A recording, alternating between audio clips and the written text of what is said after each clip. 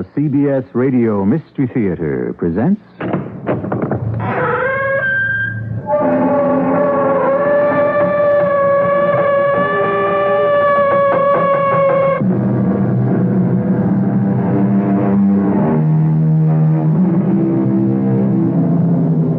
Come in. Welcome. I'm E.G. Marshall. A medieval German philosopher once sagely remarked that there is no place on a cart where a fifth wheel can be used. And yet, it would appear that life itself abounds in what might be considered fifth wheels.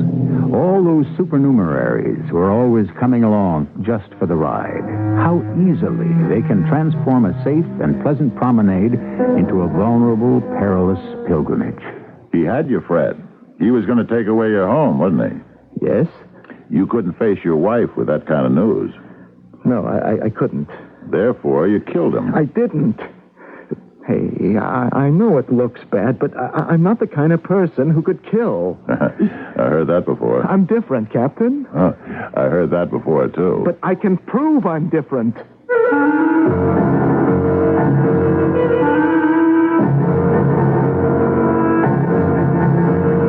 Our mystery drama, Natural Sugar, was written especially for the Mystery Theater by Sam Dan and stars Fred Gwynne. I'll be back shortly with Act One. I've never fancied myself as much of a cook, but I can bake a wonderful homemade pie. And my secret is Pet Ritz frozen pie shells.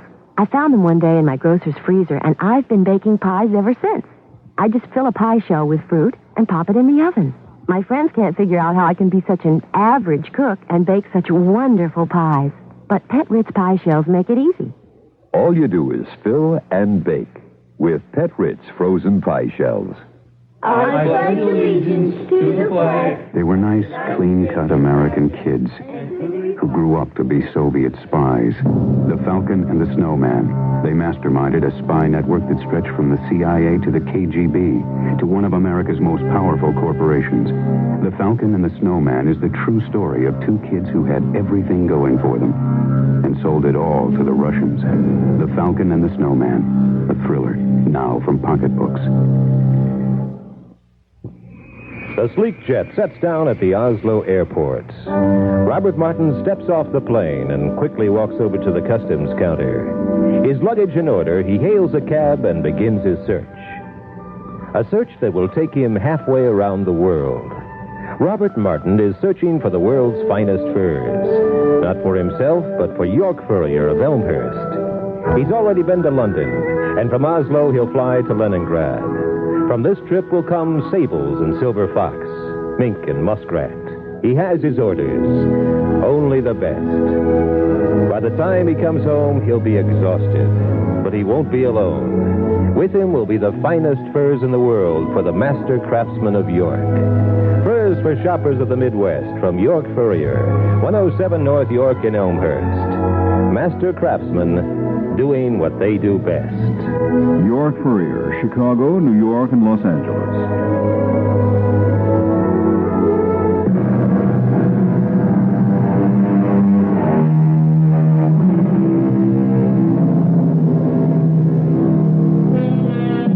For 3 years, the theater has been packed. The play could probably run forever. It's a pretty good mystery story. But it happens to star Emmett and Louise Brundage. And it doesn't matter what they do. They could even, as the saying goes, read the telephone directory to standing room only. We are watching their play approach its climax. They are alone on stage. He sits with his back to her in an easy chair facing the window.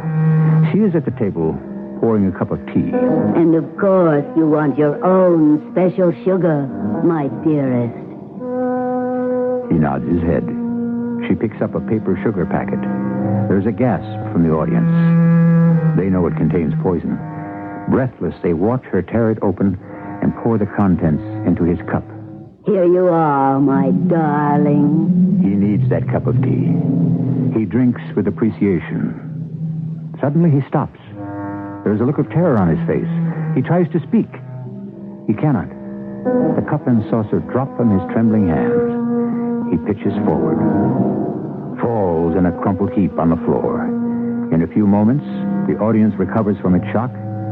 We hear the applause as the curtain falls. Emmett, darling, with ham so expensive these days, should you give so much of it away for free? Ready for your bows now. How about it, Mr. Brundage? Emmett, get up so we can take a bow. Are you going to lie there all day? Emmett? Hey, what's wrong? Fred, don't raise the curtain. Hey, what's the matter? Get a doctor.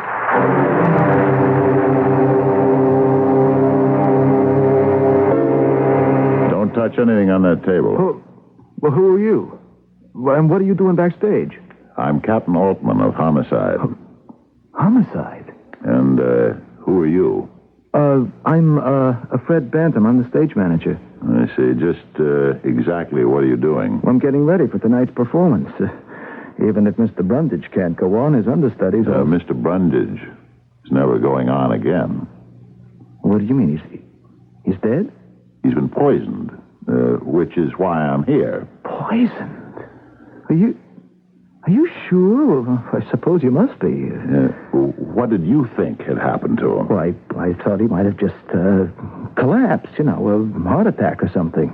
That's what you thought. Oh, yes, sir. I've seen it happen before on the stage. A performer just collapses. Yeah, well, now you know. It wasn't a heart attack. Yeah. Now that you tell me he was poisoned. Funny. Funny? What's funny about a man being poisoned? Oh, nothing. It's just that every night he's supposed to be poisoned in the play, and here he, well, go figure it. That's exactly what I'm trying to do. It so happens that I saw this play. Oh, did you like it? My wife dragged me. $17 a piece. It wasn't worth... But anyhow, she poisons him in the play, right? Yeah, you could say she acts as the instrument. What do you mean? Well, the audience isn't supposed to be quite sure. About what? Whether she meant to poison him or whether his clever plot to poison her simply backfired. Seemed to me that for $17 we ought to know. Now, she poisoned the tea out of that pot on the table? Yes, Captain. I see. Has anybody touched that pot since the curtain went down on the matinee? Oh, no. So there's still some tea in here.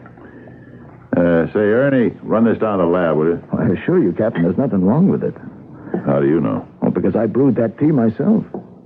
Nobody said you were in the clear either. It was real tea, huh? Yeah, a special herb tea that Mr. Brundage was fond of. See, all his props had to be realistic, and the sugar, it had to be that particular kind, the only kind he would take. It's a natural sugar. You can see the packets in the bowl. So she picks one up, tears it open, and she pours it into the teacup. Yeah. And that's the one that had the aconite. The what, Captain? It's a type of strychnine. Does the work like the bite of a cobra. Now, what happened to the... To the what, sir? Here we are. The empty packet. Yeah. Hey, Ernie, you want to come back here a minute? There's still some grains of sugar, plus whatever else in this little package here. Now, will you have the lab go through it also? Okay, Fred. So, you brewed the tea? Yeah, I'd heat it up and give it to Orlette to bring on stage. Wait a minute. She plays the maid, right? Yeah, Arlette Jackson. Fred, I want everybody in the cast, everybody in the crew, everybody who was here on this side of the footlights to be ready for questions.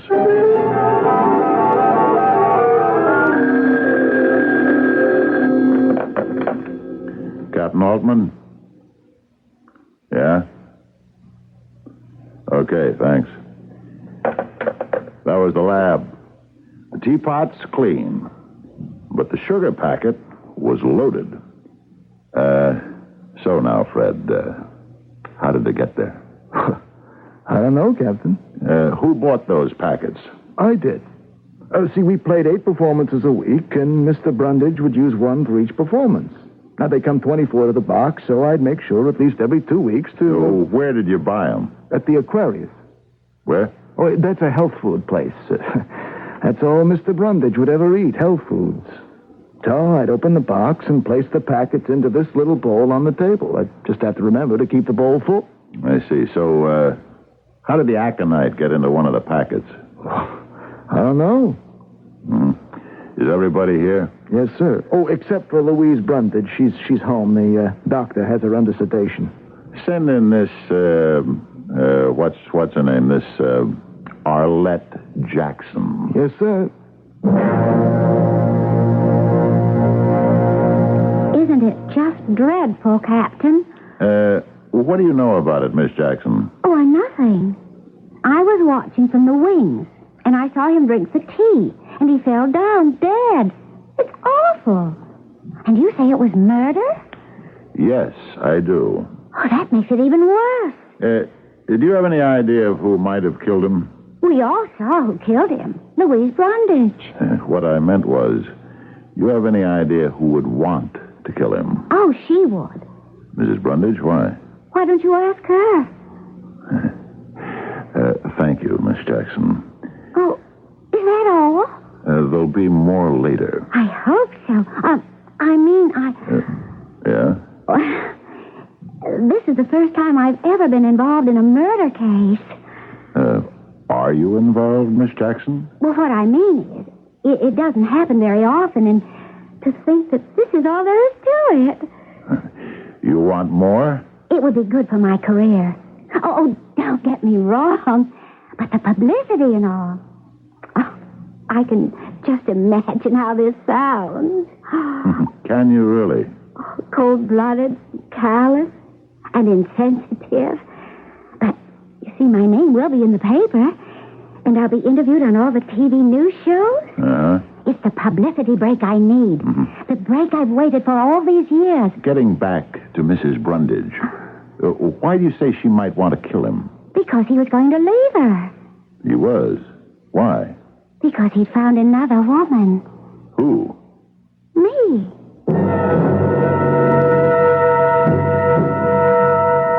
I'm sorry I have to talk with you at this time, Mrs. Brundage.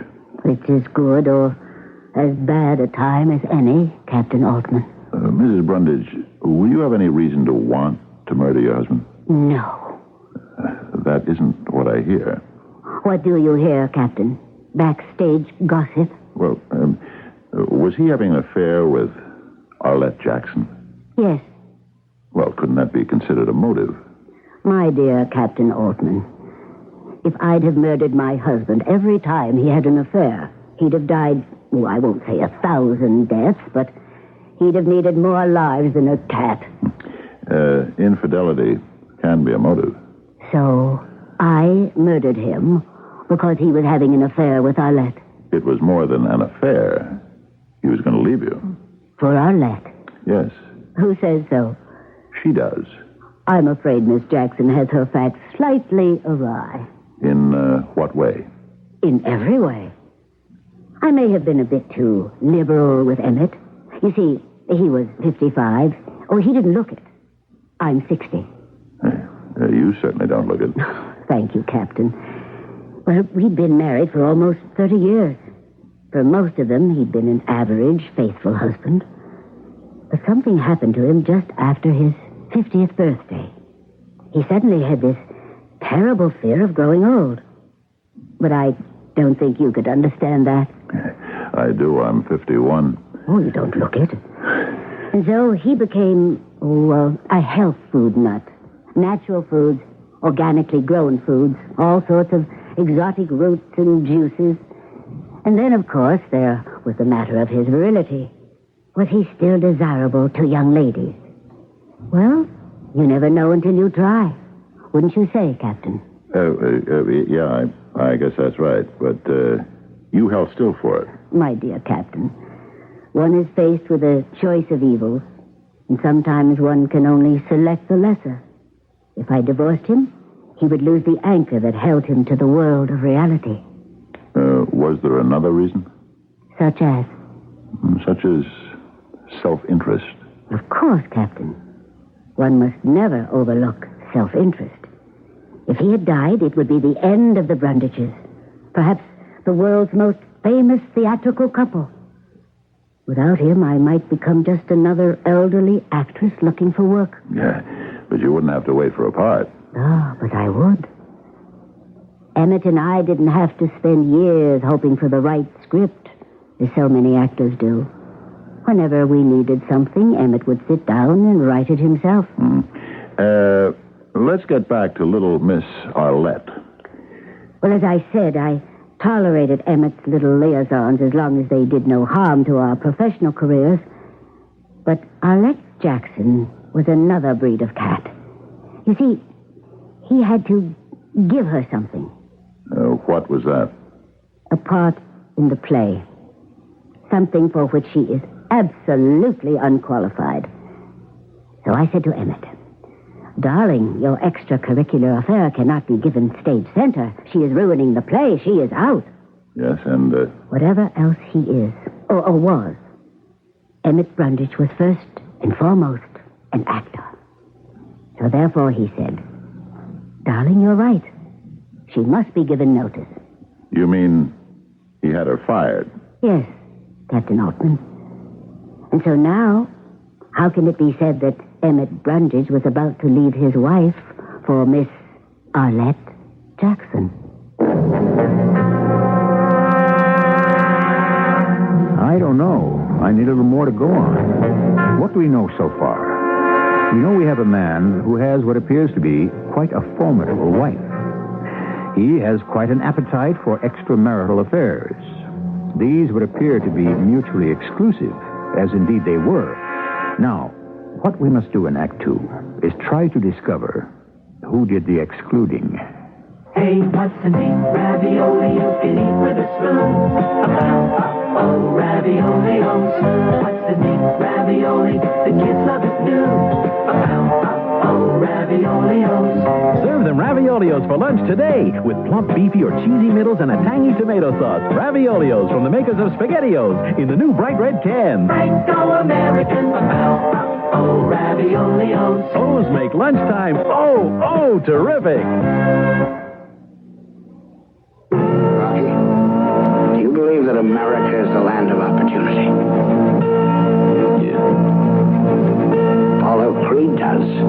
And he's going to prove it to the whole world by giving an unknown a shot at the title. Thursday, Rocky, the motion picture that propelled Sylvester Stallone to stardom. Rocky, a CBS special movie presentation. The story of a fighter with the chance to reach out for a dream. Rocky on CBS television. Thursday at 8, 7 Central and Mountain. Followed by a special showing of MASH. Attention registered nurses. Loyola University of Chicago offers you an opportunity to upgrade your position by earning a Bachelor of Science degree in nursing. More and more nurses are returning to school to enhance their personal and professional careers. Loyola's RN completion program is unique and flexible. For example, evening and weekend classes are available, and you may study full or part-time. You may transfer 64 semester hours of academic credit and challenge exams for 24 hours of nursing education. A variety of clinical experiences is also offered. You can enroll at Loyola's Lakeshore, Water Tower, or Maywood campuses. Loyola School of Nursing is fully accredited by the National League of Nursing. Free program planning and registration information are available to you. Just call the Loyola University School of Nursing at 670-2727. Don't delay. That number again is 670-2727. Loyola is an equal opportunity educator and employer.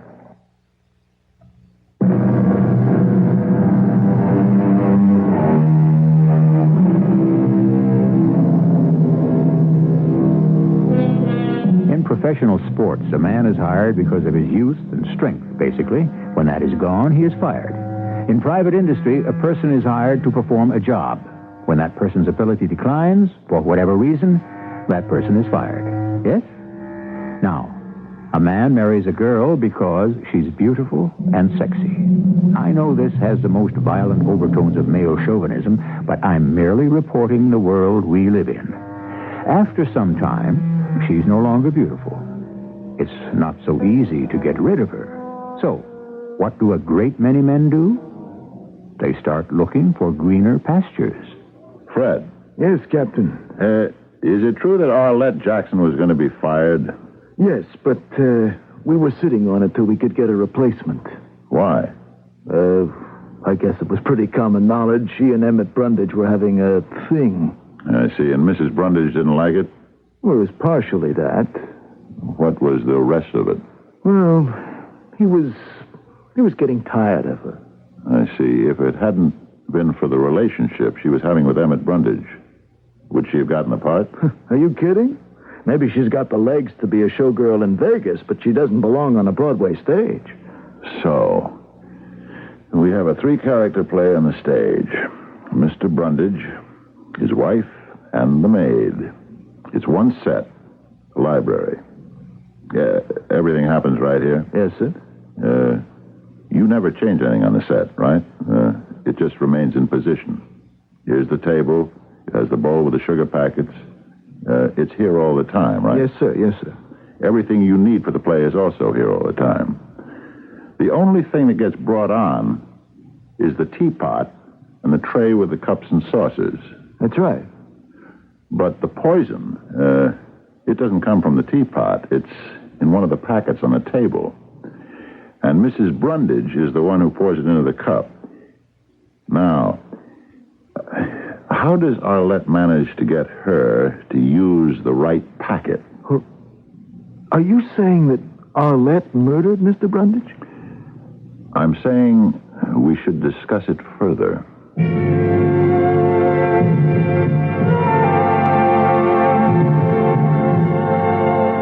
You weren't telling me the truth, Miss Jackson. About what, Captain? First of all, you implied that Louise Brundage poisoned her husband because he was going to throw her over for you. It's true. I'm not too sure about that. I understand he got you fired from the play. Who told you that? Well, it doesn't mean anything. I see it doesn't, huh? No. You see, it was all kind of a cover-up. For what? He was crazy about me. There wasn't anything he wouldn't do for me. That doesn't seem to square with the facts. What facts? The cold, cruel facts of life, Miss Jackson. A, he fired you from the play because his wife ordered him to.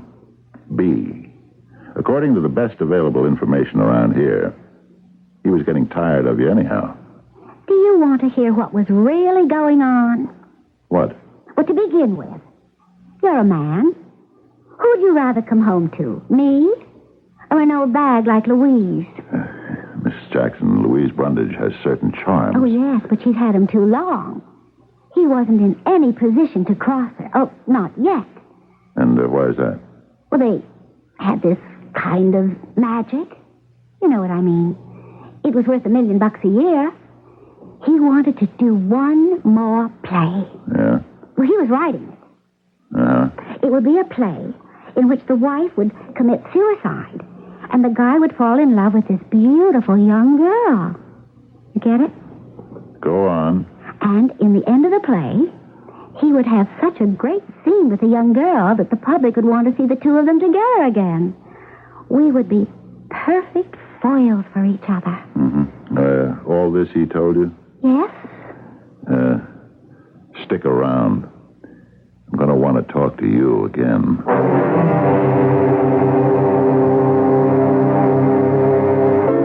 Mrs. Brundage, was your husband working on another play? What do you mean, Captain? Was he? Well, he was always putting down ideas, but as far as a definite new play, no. If he were working on another play, would you know about it? Well, I think so. As a matter of fact, I would have to. How could I be unaware of it? So he was not, to the best of your knowledge, working on a play in which a man kills his wife because he wants to marry a young girl? No. I can say he was not. Mrs. Brundage, it's been established that your husband died because of the sugar packet that you emptied into the teacup. Yes, you've told me. Well, certainly there are enough witnesses to what happened. You reached into that small silver bowl, took a packet, opened it, poured it, and that did the job. My question, was there anything about that particular packet that would make you pick it up? No. What were you conscious of when you selected it? You say selected, but I didn't select it. I just reached in. Were you conscious of picking one rather than another? No. Were you conscious of anything? No. I just took the first one that came to hand. That would be the one on top. Captain Altman, am I a suspect? Mrs. Brundage, when I'm on a murder case, everybody's a suspect. Would it make sense for me to kill my husband in front of 800 witnesses? No, it wouldn't make sense, but maybe you're counting on us to believe that. You don't do much for a person's ego, Captain. I'm not in that business. Let's go through motives. You had one, the betrayed wife. Arlette Jackson had one, the spurned girlfriend. What other motives do we have? Oh, there were a great many people who disliked Emmett. Yes? Mostly because he was successful. Did any of them dislike him enough to kill him? What is enough? Beside you, who would gain by Emmett's death? There's always that, isn't there? Money. No matter what you hear about love, money and what it can buy is still the number one cause for homicide. You might continue your discussions with Fred Bantam. The stage manager? Yes. He's been a stage manager for a long time. And he has dreamed that stage manager's dream, to become a producer. Some time ago, he needed some front money. What's that? Money to get started on a production, to option a play and get various things in motion. Mm-hmm. He needed about, $10,000. He asked Emmett to invest, but Emmett said no. He'd lend him the money. 10,000, huh? At a pretty good rate of interest. Emmett was quite shrewd about his dollars. Lately, I understand Fred's been having trouble keeping up with his payments. Yeah, I see. Thank you.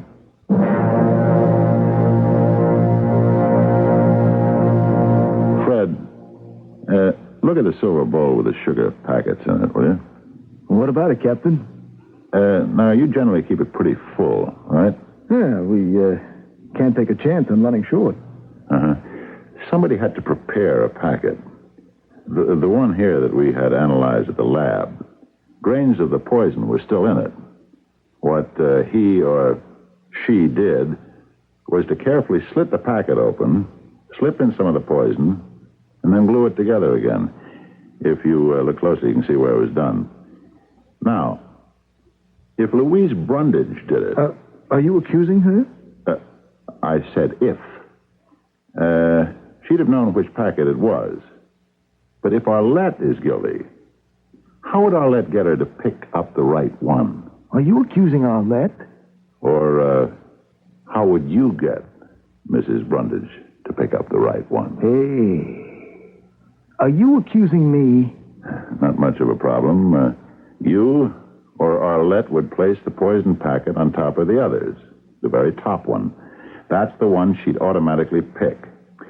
Now, if accidentally her fingers might brush it aside this performance, then the next one. Sooner or later, it would happen. Now, look. You just accused me. You're the stage manager. And you also had access to the bowl. Well, if you're going to go that route, there's the carpenter, the electrician, the stagehands. All kinds of people move around backstage. I'm talking about people who had motive. Well, I didn't have a motive. You didn't owe him $10,000 plus interest? Well, sure, but that's no motive. It could be if you don't have the money to pay him back. I was... All right. I was having some problems. Mm-hmm. I bought a copy of this show business paper. There's an article in it. It says you dropped a bundle of money on a little project for Broadway. Well, that isn't true. You're saying the article is false? It's an exaggeration. It wasn't a bundle. But it was money. Well, sure, it was money. And did Emmett Brundage read this?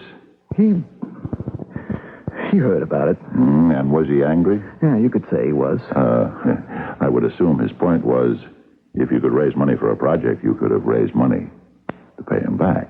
That's right. Did he get tough about it? He was going to get tough. How tough?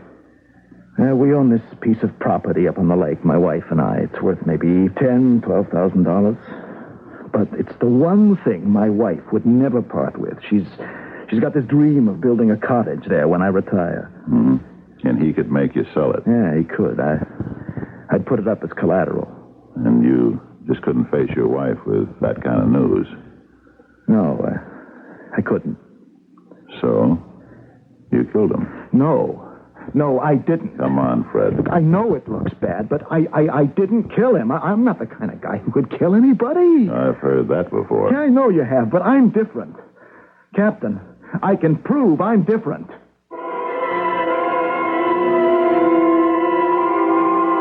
And we're going to give Fred every chance to do that in Act 3. You must admit, we have a fair share of suspects, and each of them has adequate motivation. Is it the wife, the girlfriend, or the stage manager? One of the above? None of the above? Or perhaps all of the above? We shall compare notes shortly in Act 3. Wherever the big news is made this fall, Sports Illustrated will be there to capture it. We've been there for baseball surprises from Kansas City to Philadelphia. We'll be there for the college and pro football battles from Pasadena to Pittsburgh. We'll be there as the Islanders and the Lakers defend their crowns. And as Duran and Leonard square off in a super middleweight rematch, there'll be big news this fall. Sports Illustrated will be there each week to capture it for 16 million readers. That's what makes it a great place to advertise. Sports Illustrated, America's Sports News Weekly. Spray and wash gets out what America gets into. Don't worry, America. Spray and Wash has gotten out more food, grease, and dirt than any other stain remover. Because year after year, more Americans buy Spray and Wash. So let Spray and Wash get out what you get into. Just try our non-aerosol trigger and our economy squeeze bottle. And pretty soon, you too may be singing. Spray and Wash gets out what America gets into. This is WBBM Chicago. A reminder from the National Park Service, U.S. Department of the Interior. Wildlife still roaming the forests and the prairies, underground caverns, giant redwood trees, Lexington and Concord, homes of great statesmen, rivers and canyons, wonders like these. These are the treasures of America, places to celebrate our liberty.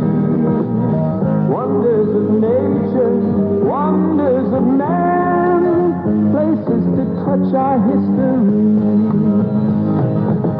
Wonders of nature, wonders of man, places to touch our history. Your national parks to use, preserve, and enjoy.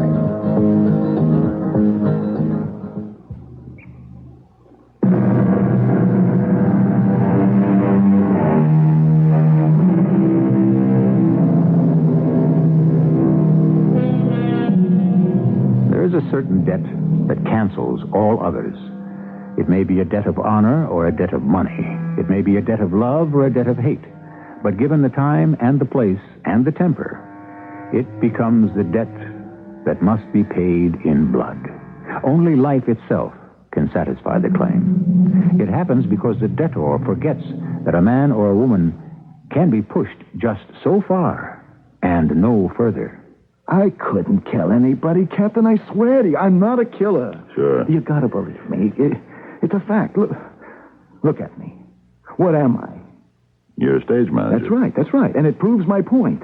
I can tell you more about the theater than anyone around. Modesty, I see, is not one of your faults. Ask people. I have taste. I have an eye for talent. Everyone always wants my advice. I know. You want to ask me, I'm so smart. How come I'm not rich? Consider it asked. It's because I've got everything you need in this business except the one thing you can't do without. The killer instinct. I'm a nice guy. I don't move in. I don't set people up for the kill. I don't take advantage of their misfortunes. I don't drive a hard bargain. How could I have killed Emmett Brundage? How?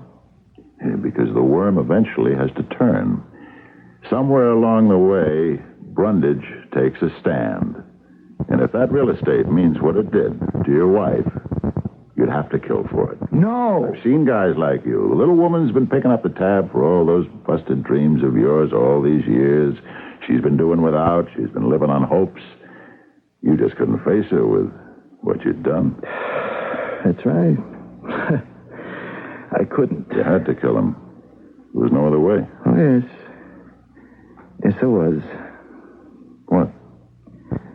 What's making that bulge on your hip underneath your coat? What? That's your revolver, isn't it? I bought one, Captain. I was trying to work up enough nerve to kill myself.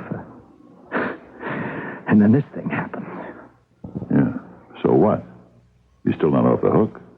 The debt's a part of his estate. You still owe. Oh, I know, but she's a lady. She won't press me. Excuse me, I'll have to answer that. Backstage, Jefferson Theater. Oh, yeah, just a minute. Captain? Oh, thanks. Captain Altman, yeah? She what? Yeah. Okay, I'll be right there.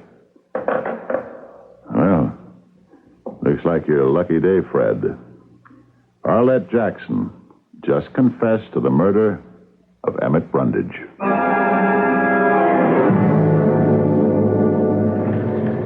The sergeant tells me you want to make a statement, Miss Jackson. Yes, I do, Captain.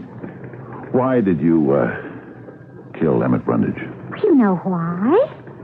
I do. Well, you even told me. Because he used me. How did you kill him? You know how. With the poison sugar packet in the bowl. But you're not the one who had to pick it up and open it and pour it into his tea. That's right. So how could you make sure Mrs. Brundage picked up the right one? Any of them could have been the right one. Just how is that? I got hold of enough of that stuff to make up about half a dozen packets. Just before the show began, I emptied the bowl of the real sugar packets and put the poison ones in. So, whichever she picked. I see. After the show, I was able to sneak the poison ones out and put the other ones back. But weren't you afraid you might be arrested later? No. I thought she'd be blamed.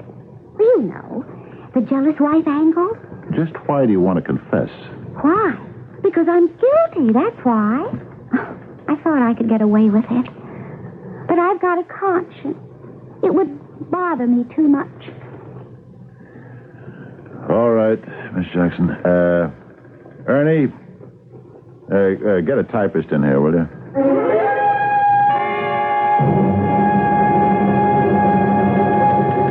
Are you Captain Altman? Yes. They said to see you. About what? About Arlette Jackson. What about Arlette Jackson? Excuse me, my name is Leon Dupre. I was Miss Jackson's agent. Strictly speaking, Mr. Dupre, that is, my department is all through with Miss Arlette Jackson. You may be and you may not be. It all depends. On just what? She did not kill Emmett Brundage. She says she did. Miss Jackson is a young lady who says a great many things. Why do you say she didn't kill Brundage? I think you have to know something about Arlette Jackson. She's one of those very beautiful girls, and she thinks that her beauty is a substitute for talent. It may be in many forms of show business, but not in the legitimate theater. Why are you telling me all this? Actually, Captain, I'm doing some of your work for you.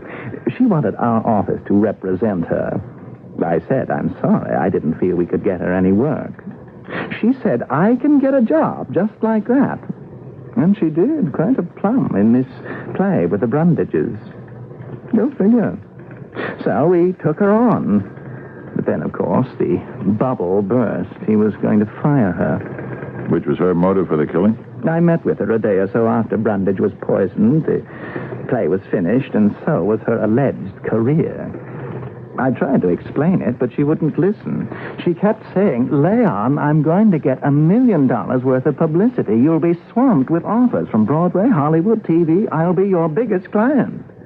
And how are you going to get all this fantastic publicity, I asked, and she said, wait and see. Then, a few hours later, she confessed to the crime. And you're saying she did it as a publicity stunt? Absolutely. Surely she understands this is a serious business. She can be tried for murder. She only understands what she wants to understand. She sees herself on the stand, an innocent girl from the country, seduced by that lecherous scoundrel Emmett Brundage, who promised her everything, anything, and then cast her aside. She thinks the jury is going to give her a standing ovation. I think by this time she may even believe it herself. I'm convinced of it. Captain, you want to know why? Yes. He was a great method actor, that Emmett Brundage. You know, you had to believe in your part. You had to become the part. So, she absorbed it. The idea of being the killer. Look, Captain, all you've really got is her confession. You know what a smart defense lawyer can do with a confession. Especially the kind that is made in a police headquarters.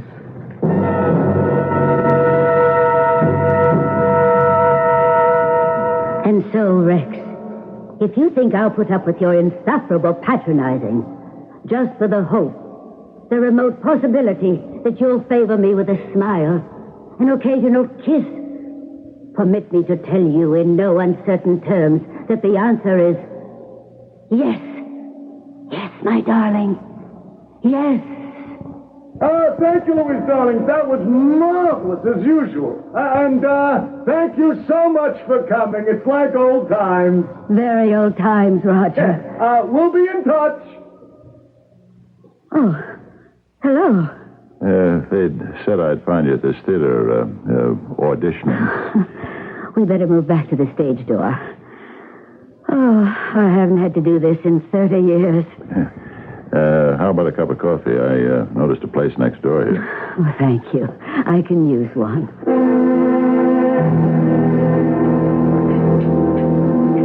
Back to the grind so soon, huh? Well, I have to keep working. Besides, the rent has to be paid every month. Oh, I thought you and Emmett were pretty well fixed. Don't believe everything you read about show business salaries. You were looking for me, Captain. Yes. I wanted to ask you a question. May I? Of course. When did you decide to kill your husband? How neatly you phrased that, Captain. Not did I, but when did I? Would you like to answer it? I don't have to, unless I'm formally charged. And even then, I wouldn't be required to. I have a feeling you want to answer. Do you? Why? Fred Bantam said it, but he didn't have to. It's obvious. You're a lady. Thank you. Ladies may be a disappearing breed. That's why when you encounter one, she stands out. What is the purpose of this flattery? It isn't flattery, Mrs. Brundage, if it's the truth. You are going to confess to Emmett's murder. But Arlette Jackson has already confessed. You and I know that Arlette Jackson is a kook. Why do you insist that I killed him? Murder is always a matter of motive. Fred Bantam had one. But being Fred Bantam, he was willing to be stepped on again.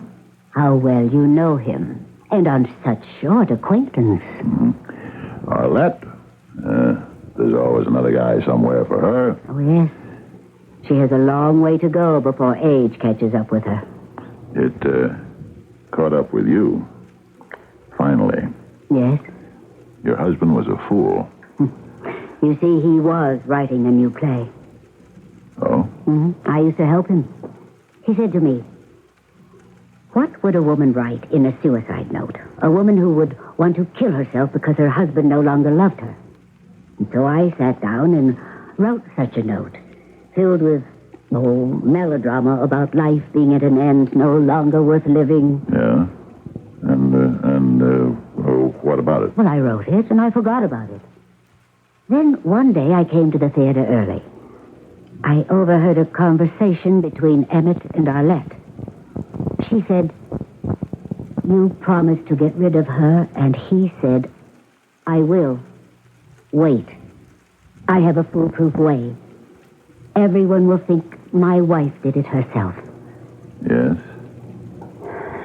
That made me remember the note. That night he was out. I looked for it. Through his desk, all his papers, and it wasn't there. Oh, I felt such relief. It was my imagination. Then I looked through his clothes. There in the pocket of the jacket was the note. I have it here in my bag. May I? Yes. Life no longer has any meaning. He is my anchor, my beacon. Without him, what am I? He is seeking his youth, an illusion, but I must pay for it. And therefore... Don't bother, please. It was written for me. I could do something with it. It sounds terrible when you read it. And on the strength of this, you poisoned him? No. On the strength of a letter I found in his desk from a friend of ours who was a chemist and told him what poisons could act quickly. For playwriting purposes, you understand. And then I found some packets of sugar in his desk drawer. Why would they be there, I asked myself. Were they filled with poison? Yes. How did you find out? There was only one way. I brought one to the theater with me and emptied it into his tea for our final scene. You see, till then I couldn't really be sure. And so you found out? The hard way. And so did Emmett. Just a split second before he died. Actually, it was self-defense. In a way. You're right, Captain. I couldn't keep it a secret. I would have had to confess eventually. Confess? But don't be disappointed. Why would I be disappointed? If nobody believes you. You're such a lady. How could you do it? Perhaps you're only trying to protect poor little Arlette or vulnerable Fred Bantam. But I have this note as evidence. Yeah. And who is to say you didn't type it this morning? But you believe me? Mrs. Brundage, I'm only a cop. Do you mean? In the end, no one will pay for Emmett's murder? But that's impossible. Why do you say that? It happens all the time.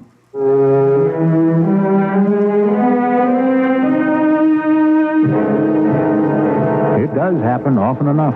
We have all sorts of unsolved crimes for which no one ever seems to pay a price. And one way or another, they find their way back into the rear of the files, where they gather dust until someone needs to space. Then they are put somewhere else, where eventually they are lost or destroyed, and life goes on. I shall return shortly.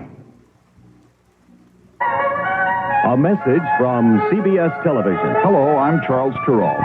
For years, the American countryside has been my home. While traveling all those miles on the back roads, I've shared in the folklore of a rich nation. Now, every weekday, I'll bring you the first news of the day from our nation and the world with special reports from our correspondents in the field.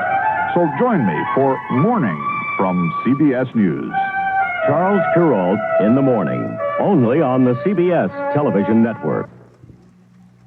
If you're a retailer, you need customer traffic now.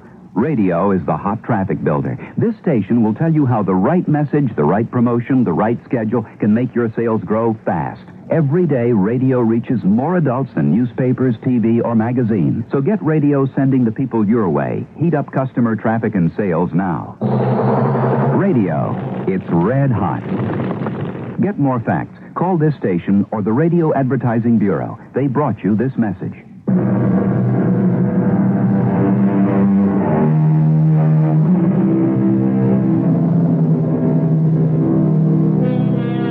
Thou shalt not covet thy neighbor's wife, or her husband, as the case might be. But what is there in some men and women that somehow can never be satisfied? It's a question that's fascinated writers throughout the centuries. If you took away all the works that dealt with adultery, the library shelves would be half empty.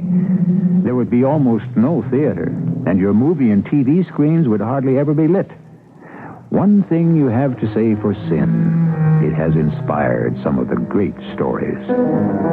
Our cast included Fred Gwynne, Evie Juster, and Russell Horton. The entire production was under the direction of Hyman Brown.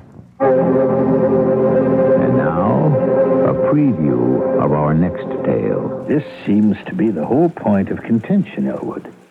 Did I do something? Well, did she? Well, yes. Obviously. But I'm not aware of having done anything. It doesn't alter the fact.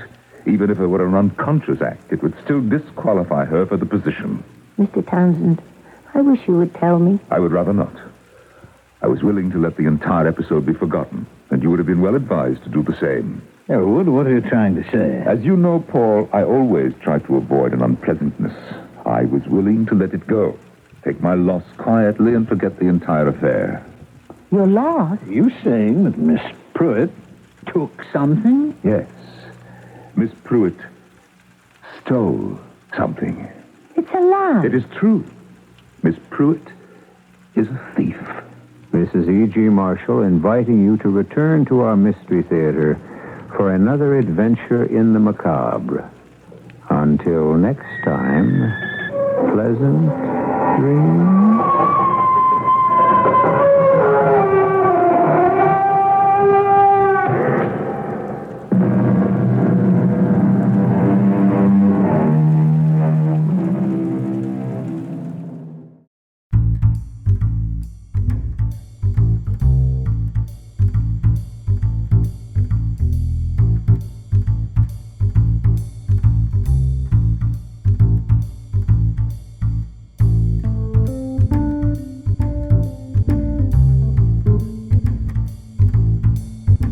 NBC presents Short Story. Tonight, Shirley Jackson.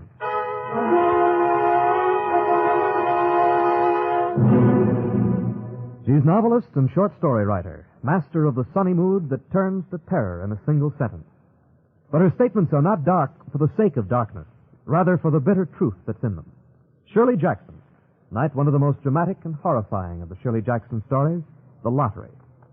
The Lottery, which will be heard immediately following this announcement by the United States Marine Corps. Most of us know the United States Marine Corps is a highly successful fighting organization, and we know that the Corps trains its members to conduct themselves with efficiency, speed, and skill whenever the security of our country is threatened. Much of the success of Marine Corps operations may be directly attributed to the leadership ability of the individual Marine. The qualities of leadership which make a successful Marine are also those which make a successful businessman or statesman. Today, thousands of Marine veterans hold responsible positions in practically every field of endeavor. These men learn to lead, to make swift, intelligent decisions as part of their Marine Corps training. Today, leadership ability is more important than ever. There's an increasing need for capable, efficient leaders in business, government, and community affairs. To become a leader, a man must learn self-discipline. Moreover, he must develop initiative and a sense of responsibility. These are qualities that Marine Corps training develops. And that's why, no matter what a man's profession, no matter what his chosen career, Marine Corps training will help him get ahead.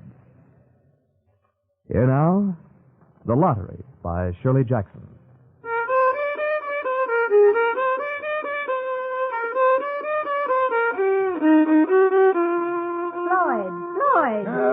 Lloyd, Summers, you get up out of that bed. Oh, it ain't 7 yet. Of course it ain't. Now you get up, you hear? It's lottery day. Now, Dickie, you eat your cereal. I don't want no more, Ma. You eat up your cereal, 'cause you ain't going to have nothing but sandwiches till supper time. Sandwiches? You heard me. I'm not going to cook no 3 hot meals on lottery day.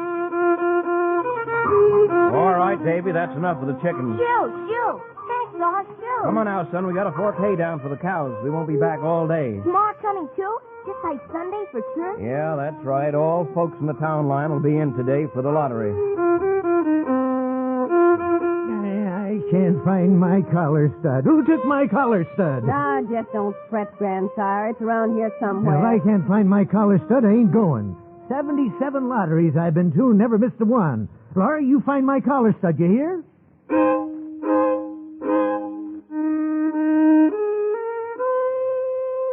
The morning of June 27th was clear and sunny with the fresh warmth of a full summer day. The flowers were blossoming, and the grass on the town green in front of the bandstand was a nice, warm summer green. The folks in the village and the farmers inside the township line began to gather in the square between the post office and the bank by about 10 o'clock. School was out for the summer, and the kids came in early to chase around the board sidewalks the way kids will. Bobby Martin and Harry Jones were sitting in front of the post office swapping stones. Bobby had his pockets full already. Nice, smooth, round ones. The girls stood aside talking among themselves and looking over their shoulders at the boys. And the very small children rolled in the dust or clung to the hands of their older brothers and sisters. Morning, John. Morning, Mr. Summers. Oh, nice day for the lottery, ain't it? Yes. Had rain yesterday up to the North Village. They got to start the lottery a day ahead to get done. 200 families. That right? Yeah. Got to hustle to get the lottery over with up there. Won't take us more than maybe a couple hours. It seems longer. Yeah, that's the way it is with the lottery. I was talking it over with Mrs. Summers. It's the suspense makes time go slow. Not slow enough. You draw this year, don't you? I guess so. Yeah, that's the rule, all right. Stranger in town draws his second year. Morning, Mr. Summers. John? Morning, Miss Jellicroy. In early, I see. Well, I don't get up to the village often. George don't like to leave the stock. You going to have the store open after? Most likely. It didn't used to be done. Well, you got to be modern, I always say. Excuse me, won't you? Martin's has just got in. It's a nice day for us, though. You can say that for fair.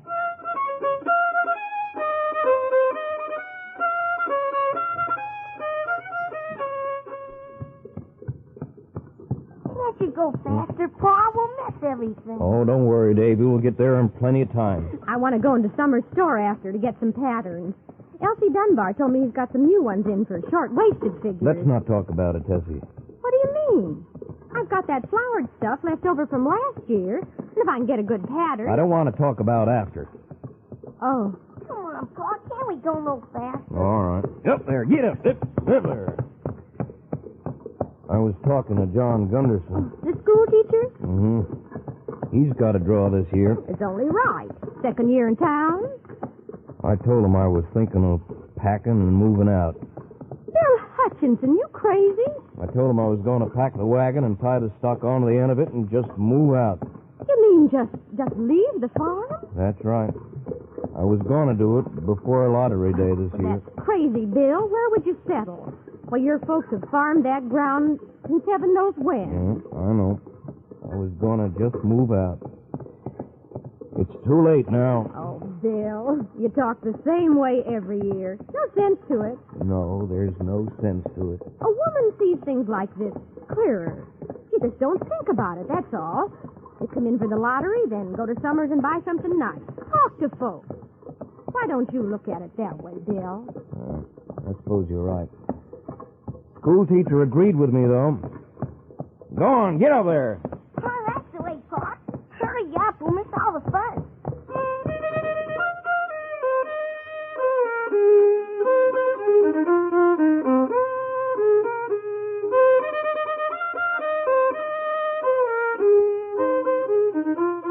Soon the men began to gather, standing around smoking, looking at the kids, talking about planting, rain, tractors, taxes, you know. Dickie Delacroix and a couple of kids had made a great big pile of stones in one corner of the square, and they were playing King of the Hill on it. The men stood together away from the pile of stones, watching. Their jokes were quiet, and they smiled rather than laughed.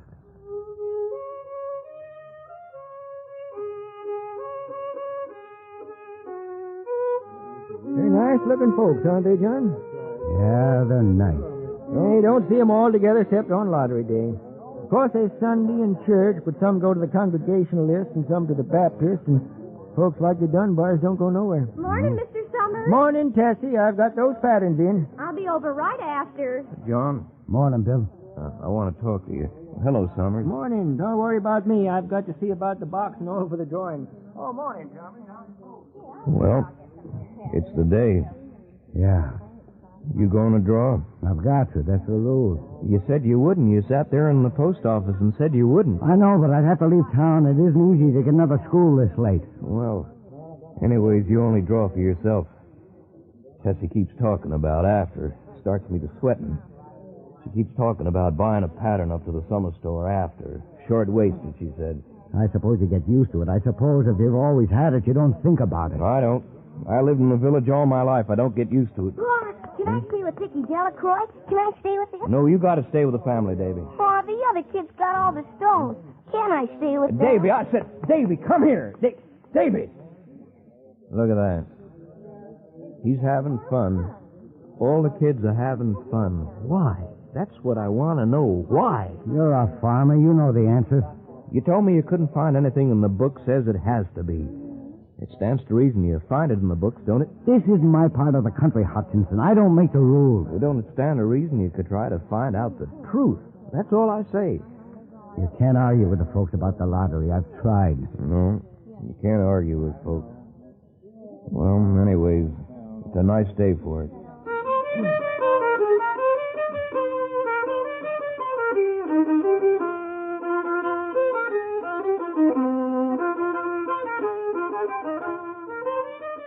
It ain't right. I've been telling them year after year it ain't right. Now, grandsire, take it Now, easy. you listen to me, Floyd Summers. I'm the oldest man in the village. 77 years I've been in the lottery. 77 years. Yeah, I know that, Mr. Warner, but you But can't don't butt me. No, sir, don't butt me. I know what's right about the lottery. It ought to be chips of wood. One chip with the name of every family, all in a big black box. We can't do it that way, grandsire. You know that. The box ain't big enough. That's the way it was when I was a boy. Chips of wood. None of this here bitty pieces of paper. Paper, huh? What kind of a lottery you expect to have with paper? Well, there's too many folks in the village for wood anymore. Nobody pays any mind to the old ways. There ought to be marching, too. I remember marching and somebody sort of chanting like. That's what there ought to be on Lottery Day. That was a long time ago. Nobody remembers that anymore. Yeah, that's the trouble. Nobody remembers. Now, you take that black box. It's cracking. We ought to make a new one. A new one? Listen to him. A new box. They used that box in my father's time for the lottery, and he told me it's made from the pieces of the box in his grandfather's time. Now, you're supposed to be in charge of that box. Why, I saw it year before last lying in Graves' barn, and this year it sat right on the shelf in your store. Now, is that any way to take care of that box? They don't run the lottery the way they used to. Hey, I've been in it 77 years, and I ought to know.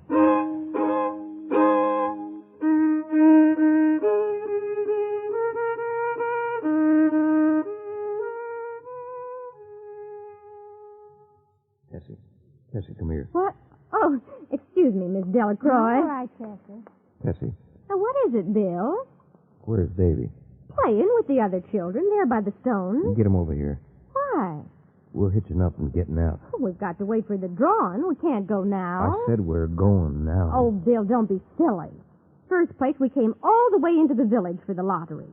Second place, Summers won't be open till after, and I want to get those patterns. What? After? Don't you understand? Suppose... Bill, I'm surprised at you.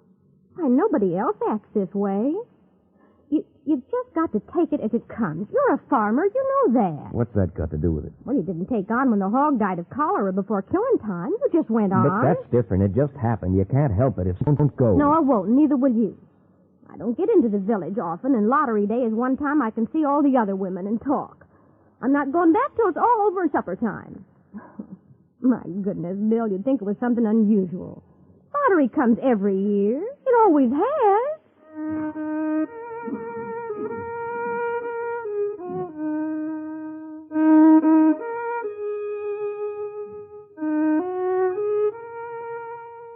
The lottery was conducted, as were the square dances, the teenage club, and the Halloween program by Mr. Summers, who had time and energy to devote to civic affairs.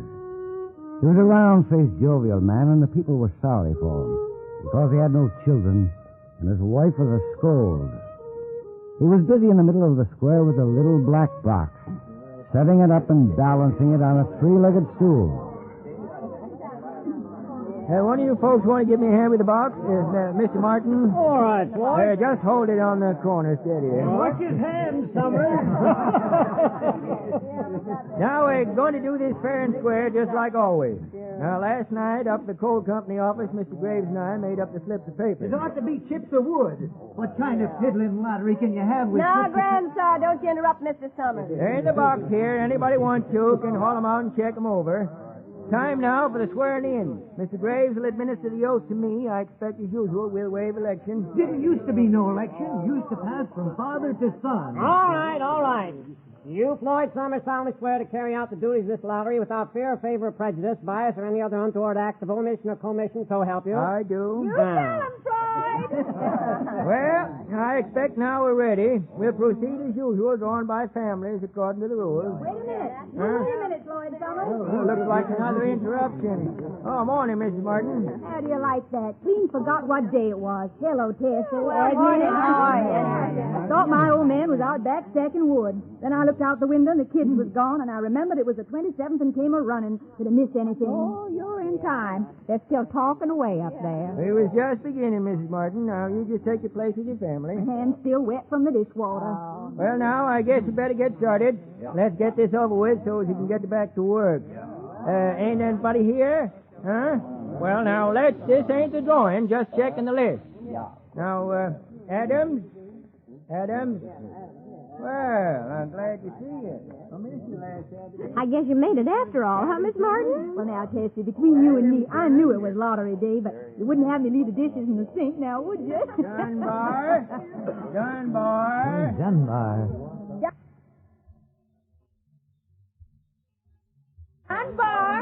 Who's drawing for Dunbar? Clyde broke his leg, didn't he? Now, who's drawing for Well, him? I guess I draw. Oh, that's right. That's the rule. Wife draws for husband. Excepting you got a grown boy to do it for you, haven't you, Janie? Well, Horace is not but 16 yet. Guess I got to fill in for the old man this year. All right, I got that check. Watson boy drawing this year? Yeah. Oh, there you are, Charlie. Good to see your mother's got a man to do it. I suppose old man Warner's here. You know darn well I'm here, Floyd Summers. I was just talking to you. I ain't missed the lottery in 77 years. All right, Grandsire, I was just joking. Well, that gets the list straight. All the rest is straight families. Unless anybody's got anything to add, we're ready for the drawing.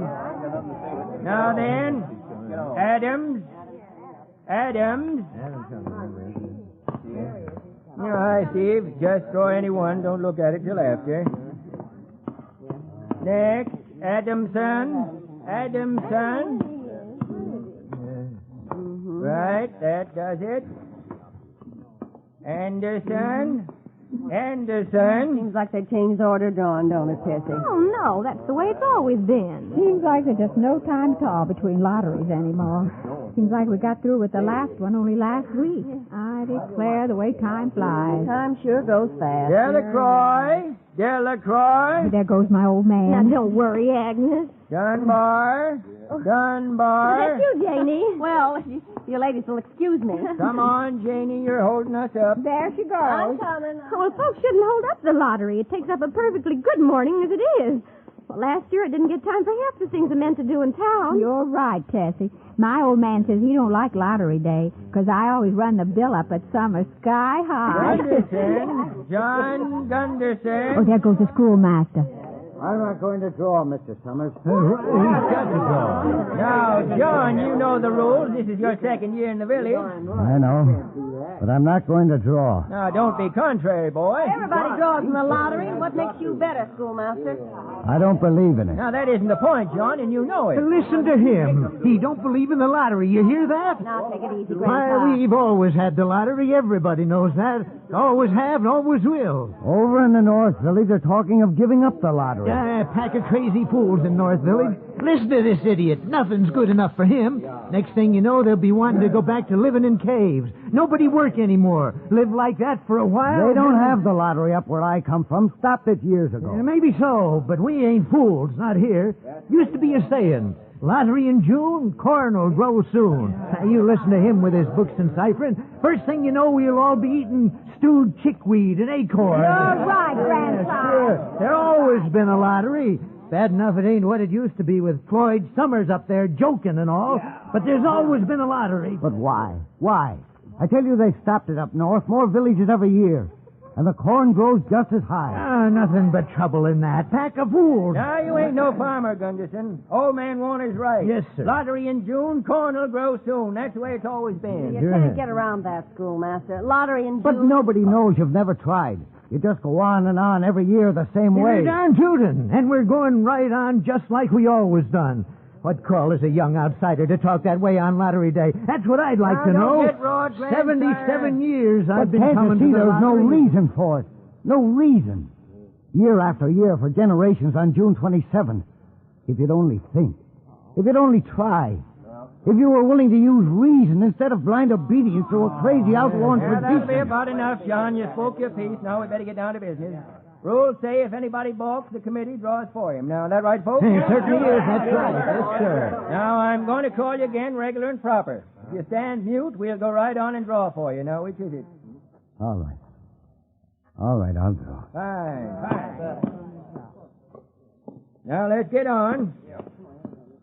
Hutchinson. Bill Hutchinson. Get on up there, Bill. There goes your man, Tessie. Imagine the schoolmaster making such a fuss. He's no better than the rest if everybody draws on lottery day.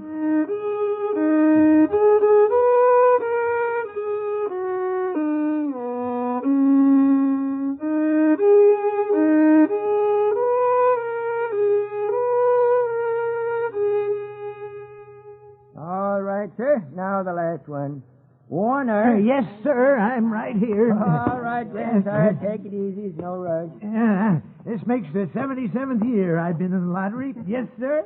77 times. Draw your slip now. Yeah. All right. It's all done. Martin, close the box. Who's got it? What family? I ain't got it. Grandpa, let me see your papers. Let me You see let go of my hand, you hear? I can take care of myself. Ma, is it us? Is it us, Ma? Well, for goodness sake, what family is it? Who's got it? All right, folks. Now, let's do this orderly. Now, come on. Now, what family's got the black slip? It's the Hutchinsons. There. Look, Bill Hutchinson's got it. Yeah, that's right. Aggie, you run tell your father it's the Hutchinsons. Go on, run. It isn't fair. It isn't fair. Like Summers, I saw you. You didn't give him time to take any slip he wanted. I saw you. It wasn't fair. Now, Tessie, be a good sport. All of us took the same chance. It isn't fair, I tell you. It isn't fair. Shut up, Tessie. Well, now, everybody, that was done pretty fast. Just 1 hour, 2 minutes. Now, we've got to be hurrying a little more to get done before noon. It wasn't fair. Now, Bill, let's see. You draw for the Hutchinson family, don't you? You got any other households in the Hutchinsons? Hey, there's Don and Eva. Make them take their chance. Make them draw. Now, Tessie, Eva's your daughter, but she's married now. Daughters draw with her husband's families. You know that as well as anyone else. Yeah, sure. It wasn't fair. I guess that's it, Joe. My daughter draws with her husband's family. That's only fair. Well, now, Bill? I guess there's just us, Floyd. Davy, Tessie, and me. All right, now. And as far as drawing for families is concerned, it's you. And as far as drawing for households is concerned, that's you, too. Guess that's right. Martin, you give me the tickets for the Hutchinsons, all 3 of them. You got their tickets back? I got them. They're in the box, Floyd. All set, then. I think we ought to start over. Now, Tessie. I tell you, it wasn't fair. You didn't give him time enough to choose. Everybody saw that. Now, we'll have to get on now. Are you ready, Bill? Everybody, listen. You got to listen. It was fair. You could see that. Ready, Bill? Ready. Davy picked first, then you, then Tessie. Now, you got that? Here, help little Dave. Davy, come here. Sure, Park. It wasn't fair. Miss Delacroix, you could see they didn't give him time. Now, don't make a fuss, Tessie. It ain't fitting. All right, now, Bill. You take the slips and keep them folded till everybody picks. Come on, Davy. Go on, son. Now, Davy, I want you to pick a piece of paper out of this box and hold tight. You understand? Sure, Mr. Summers. All right. Pick now. just one paper, Davy. I got one. Good. Now, you better hold it for him, Martin. All set. All right, Bill. One paper. That's right. Now, Tessie. No, it wasn't fair. Tessie, you've got to draw. Come on, Tessie. All right.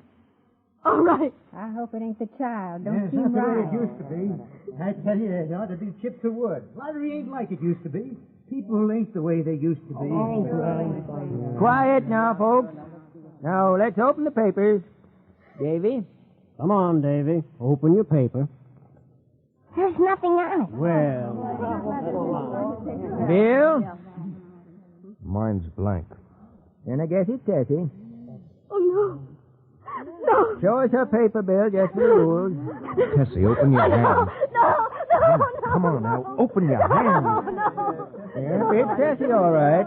Mom, I'm going over by the pile of stones, all right? All right, folks, let's finish quickly now. No, it isn't fair. Oh, Bill, no, Bill. It's too late, Tessie. There's nothing I can Come on, do. Miss Delacroix. We better get a good stone before they're all gone. Oh, Dickie'll save one for me. Well, hurry up. She'll be running It soon. wasn't fair. There wasn't time. Oh, Bill, please, Bill. You heard him, Tessie. Lottery in June, corn will grow soon. Mom, here's a stone for you. Here, Mom. Oh, that's a nice boy, Dickie. What a nice big stone. You'll have to go ahead and I'll catch up with you. Can't run at all with arthritis in my knees. All right. There's Davy. Davy, come here. Yes, ma'am. Now, here's a little stone for you. Take it. Sure. Now, you come along with me, Davy. Sure, I don't want to miss the fun. We've got to run after Ma now, huh? That's right, Davy. Come on. Listen, everybody, they didn't give me time. It wasn't fair. Everybody, Agnes, help me. Come on, Davy. Throw your stone. Go on. Throw your stone. It isn't fair. It isn't right. Oh, Bill, you can't let them, not me. It can't be me. Oh, it wasn't fair. They can't do it to me. Agnes, Emily, you can't. You can't really, not me. Go on, Davy. Now throw your stone. No, not the stone. No, it isn't right. Oh, Davy. Davy, my own baby. Don't.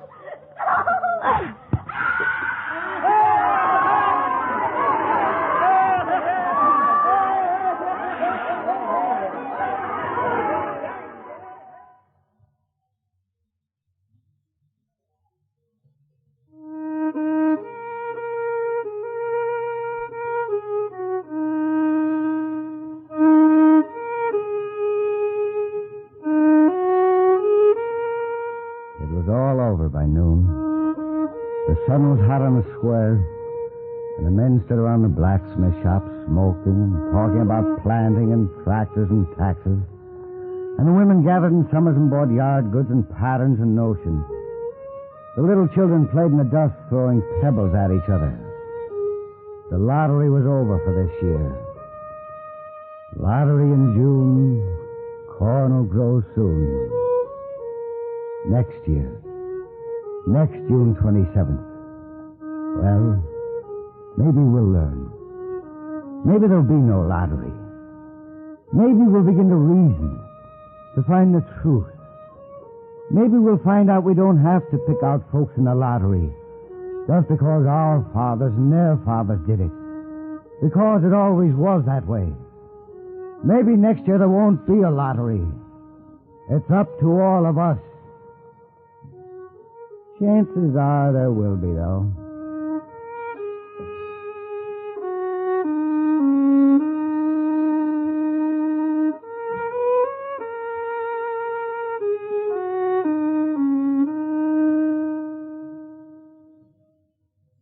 You have heard The Lottery by Shirley Jackson, whose novel The Hangsman will be published soon.